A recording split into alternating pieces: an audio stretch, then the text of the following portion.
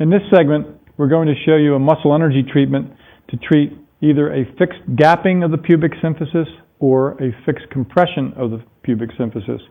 And these dysfunctions can occur from trauma, such as falling off a bicycle, motorcycle accident, vaginal childbirth, deliveries, etc. And the patient can have pain over the pubic symphysis region, have symptoms of dysuria, frequency, urgency, etc.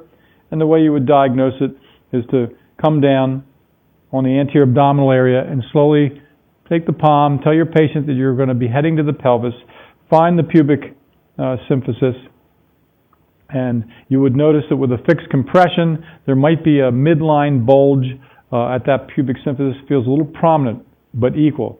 And if it was a fixed gapping of the pubic symphysis, you may notice that there's a slight sulcus that the thumb can actually fall into a little groove, and that would be your fixed gapping of the pubic symphysis. These two techniques in combination are also good for some of these innominate dysfunctions we've been talking about in other segments. So for some of my family practitioner colleagues, they use this technique as their general pelvic and sacral technique, just to use the muscles, squeeze the pelvis, and just sort of realign in a more generic fashion, which tends to, in their minds, to be fairly successful. So you keep that in mind. But we're going to be talking about it specifically for the fixed pubic compression and gapping. So we're going to start with the fixed pubic compression. So this is where you have the pain midline and a bulging at the symphysis pubes. So what we're going to do is try to get them open. So I'm going to take my patient and just keep his legs slightly open. And you can do this maybe with just a fist between the knees and have him just squeeze a little bit with the knees. And then what I'm going to tell him to do, by using his adductor muscles, he's going to try to squeeze his knees together into my fist that I have inserted between his knees. So push together, 1001, 1002, 1003, and relax. And now I go to the new barrier. And as I go to the new barrier and move his legs apart, I start a little bit of a laterally directed vectoring, which is now going to separate those pubes as he goes to contract. So now do it again. So this is actually an articulatory or move the bone technique. And relax, and then I take him to the next barrier, and now I have him wide enough that I can actually insert my entire forearm between his knees. Now push together,